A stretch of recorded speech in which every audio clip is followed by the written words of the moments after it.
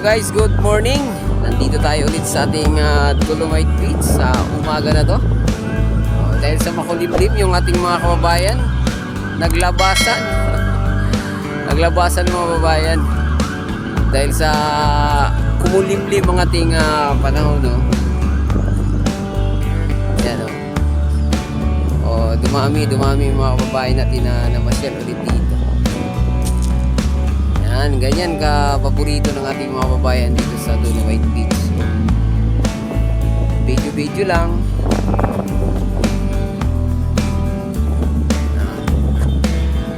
Yan o.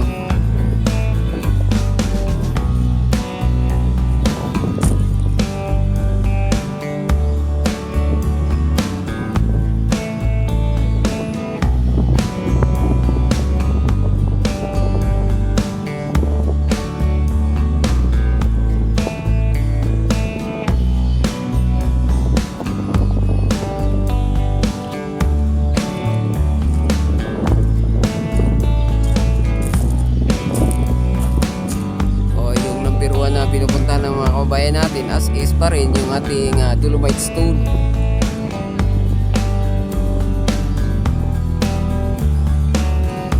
Ayan mga kababayan.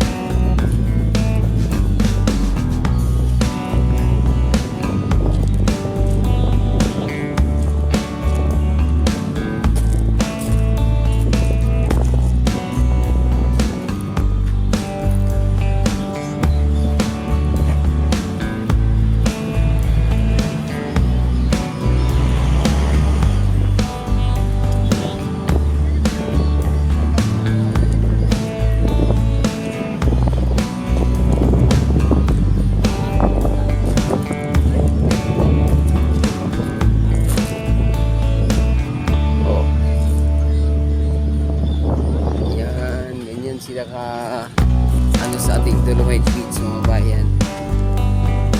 Ang linaw ng tubig, malinis na, hindi na tulad ng mga nakarang araw. Ang dami isda, grabe naman, ang dami isda dami naman ito. Ay dami, ay may hipon po.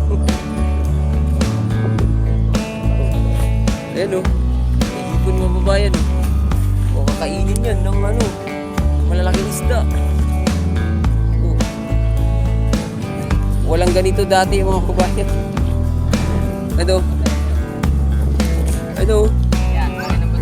Ito pa yung putiti na kanina pa nag-aabangin.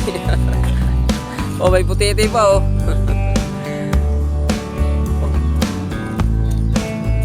yan kita nyo naman yan. Grabe ang dami. Uy, may isda pang ang ganda naman nito, parang corals na talaga ayan ang liit Papa, yan na! Grabe puti-iti Papa, yan na! Kaya yung maliit na ayan tawag sa amin yan yan, alibangbang. Sabihin talaga buhay na buhay yung corals dito kasi yung hipo ganyan mga babayan dito sa Manila Bay. Yung dating although ngayon meron naman basura pero ang dami ng isda hindi tulad ng dati. Ayun pa putiti pabida-bida dami din bughaong grabe. Meron ding grabe, ang dami isda.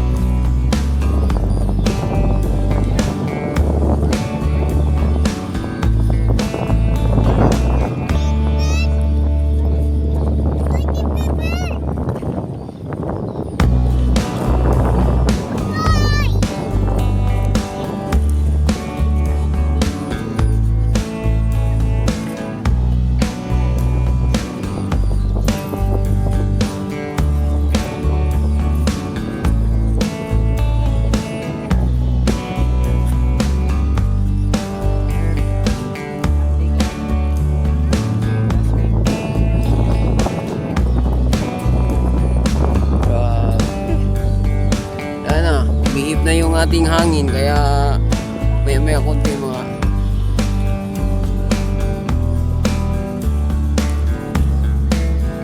Kanina, ang dami nakahuli yung isang mama. Daming ano, talangka. Uy. Boss, huwag mong batuhin yung mga isda, boss.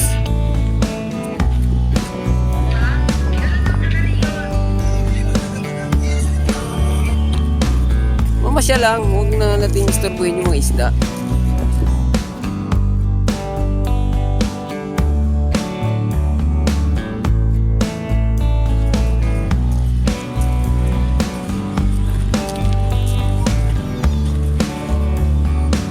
Ayan mga babayan, no? Uy, binabato kasi ito na nga yung ano rito na ano eh, tuwang-tuwa yung mga kababayan natin dito. Hindi na basura lang yung nakikita natin dito sa Manila Bay. Oh, laki ng isda, oh. Ay, babatuhin. Oh, ayun, oh, lalaki, oh. Tapos batuhin, oh. Pero pinakamarami dito mga kababayan, bughaong. Oh, dami bughaong. Grabe. Tapos maraming ibon.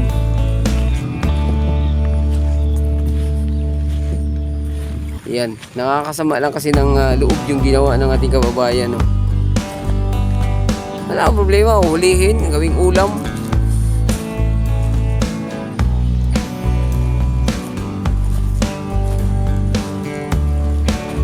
Dami rin ano dun, oh. Migratory bird, oh. Ay, talagang naman.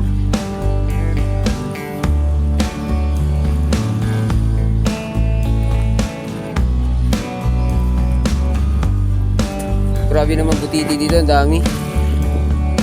Oh.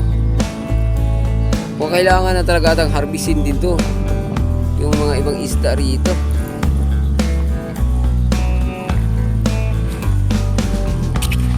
Nabuhay yung ating environment dito sa Manila Bay. Hindi na tulad ng dati. Yun lang, ito na, tulad dito.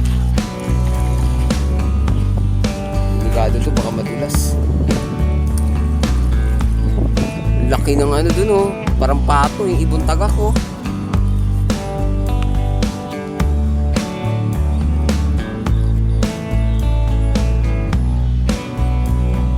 Dami, oh. Oh.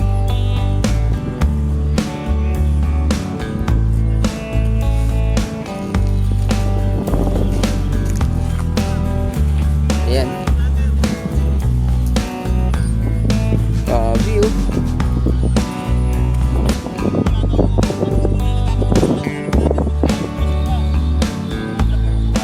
Ano raw?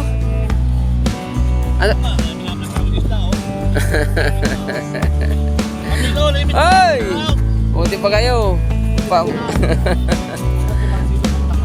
Ano na, ano? Gagawin mo yung bahay ko, Matilo. Yan naman bayan. Ganda ngayon dito sa Manila Bay, lalo na yung part dito. Oh, yung ibon, oh. Inikot-ikutan yung mga isda dito, eh.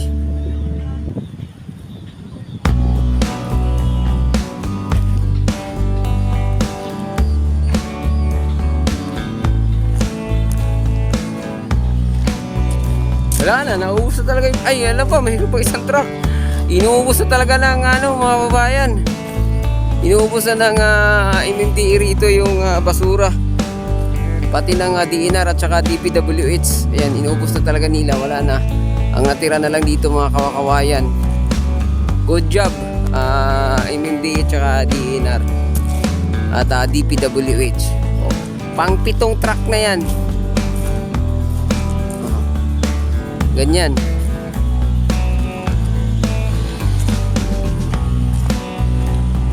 Pag 7 truck na lang, pang 7 truck na yan, paulit-ulit tayo, no? Kasi ano lang tayo, nakakatuwa lang. Kasi hindi na naipunan dito. Kasi nung bagyo pa yun, eh. Oo, parang nanumbalik na yung panahon ni President Duterte dito, former President. Na ano na siguro, nag-aantay lang talaga sa budget siguro yun, mga babae, no? Oh, wala na. So, yung video natin kanina umaga hanggang ganito tanghali, makikita nyo yan na naubos na. O, makawayan na lang. Tingnan natin kung may makawayan pa ba itong matira. Mayroon pa nga. Ayan sa gilid, oh.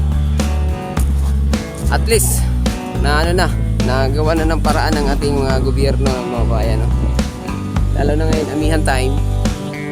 So, expected natin, wala nang basura masyadong maano dito sa Manila Bay. Ayan, oh. Yan.